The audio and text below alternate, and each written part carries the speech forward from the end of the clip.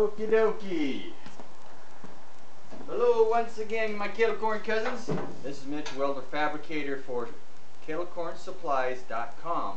I'm about ready to box this up, make a crate for it, so I can send it out to our Kettle Corn cousin Bob out in Mesa, Arizona.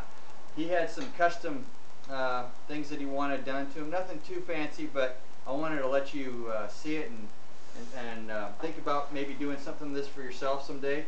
This is what I came up with. This is actually a drip tray and an oil pan.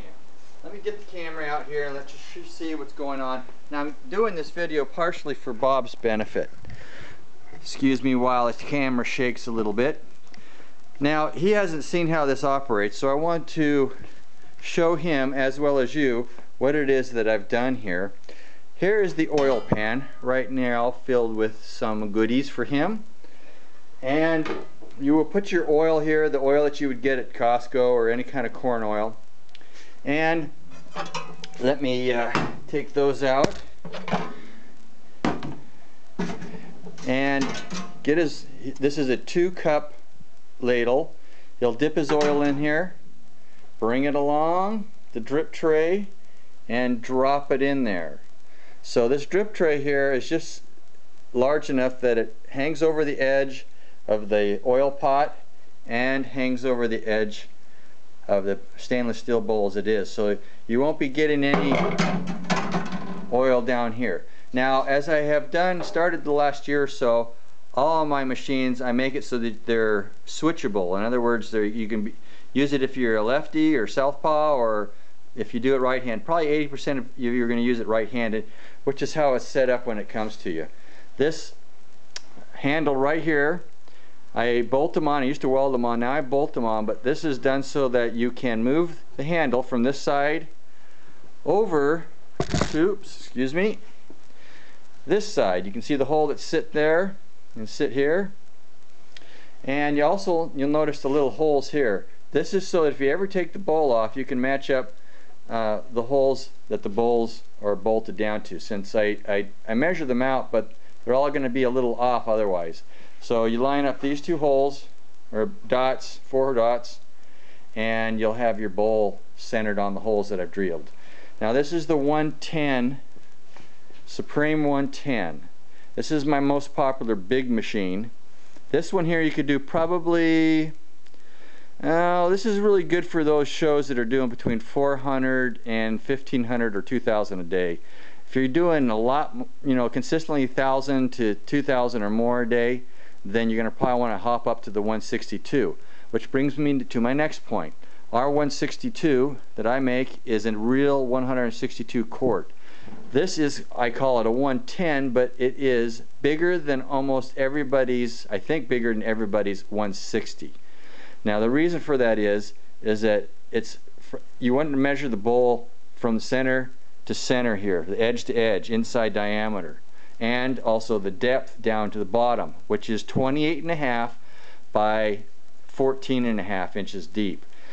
Now my competitors who call themselves a 160, they'll weld a piece on top of it to make it a little taller, but in fact usually most of them are 105 quarts. If you actually put 105 quarts in it, that would be the maximum amount of liquid volume that it would have in it. So measure the bowl by the inches, not so much what they say the quarts are. This is a 110 quart, 28.5 inch bowl. Also, you'll notice here I have these lips done. I really like these guys.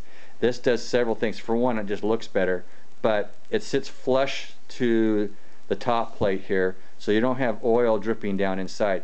I actually cut it inside here, so there's about a 1 inch gap there, so there's no way oil can get dripped down. And that was happening on some of the others that I was making for other companies, is the oil would drip down when you opened it down the edge and then run down the bowl, and then would land on the burner, and you get a little bit of flame. Nothing big, just annoying little smoke.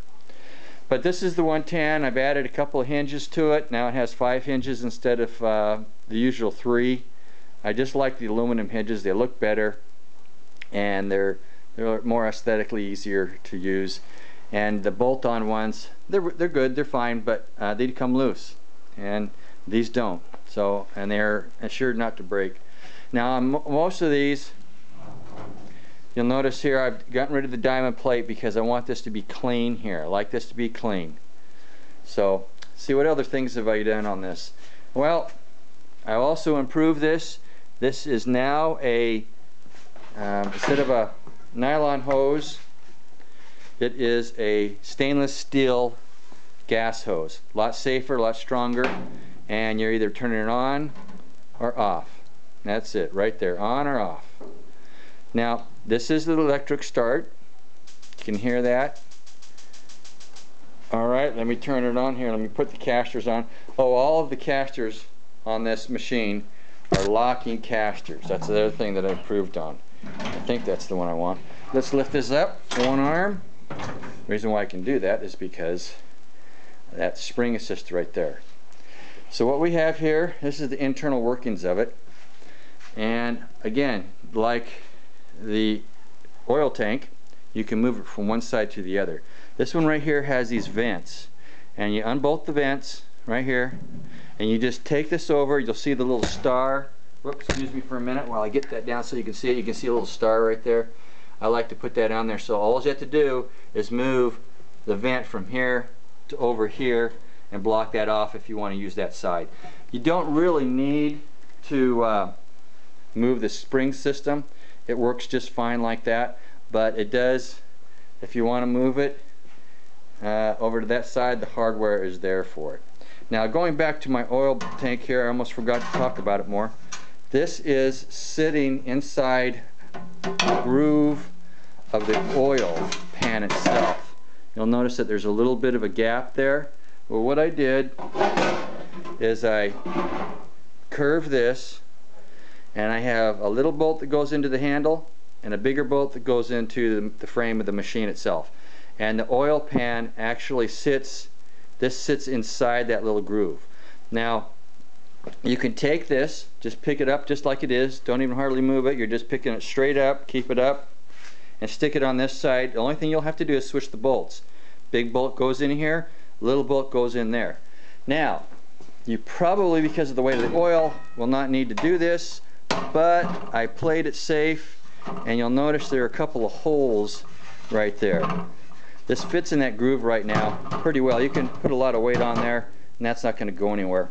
But if you want, if you find yourself kicking it by accident or something, and you want a little more security, just take these bolts and put them all the way through. So you're literally bolting the pot to the frame of the kettle corn machine.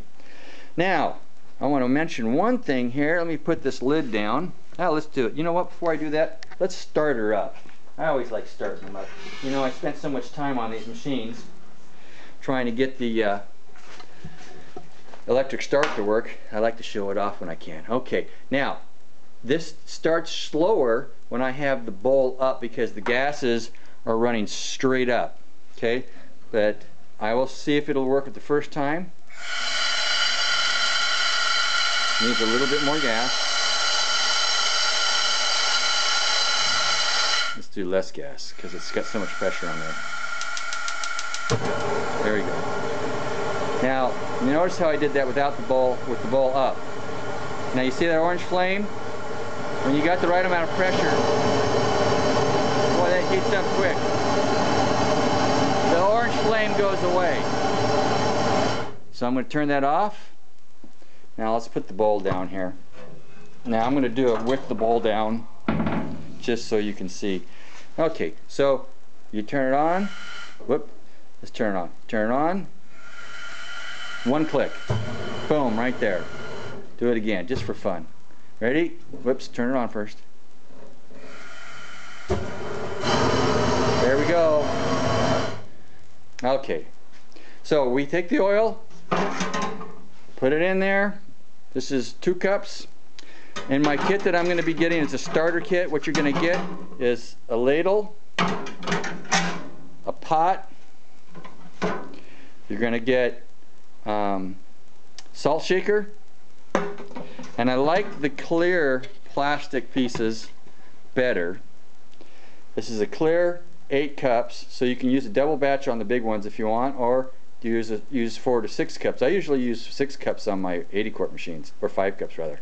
I like that recipe, and it works good for the sugar too. So then, if you get a table, you will get a scooper. Now you notice how this one's square. I like this because in the tables you can reach in the corners and move the popcorn around a little bit better. And then you'll get another scoop. I like to use 2 scoops, so I'm using 2 scoops the whole time I'm doing the sifting on the table and cooling. And you'll notice how this is a little more round and narrow than the white one. That's so that when you scoop the popcorn up to put it in the bag, you can slide it right in the bag. One of these equals 1 bag, small bag, 2 equals a medium-sized bag, and 3, a little bit more than 3, gives you a full large bag. Now I charge $3, $5, and $7. Some people do a little bit different pricing point, but that's what I charge. Okay, anything else I want to show you on this? There's a few things, but I'll let it go for now. Most of you have seen my machines in my other videos, but I just wanted to show you this before I send it out to Bob in Mesa, Arizona. Alright? Okay. We'll see you guys later. And be mighty, my friends.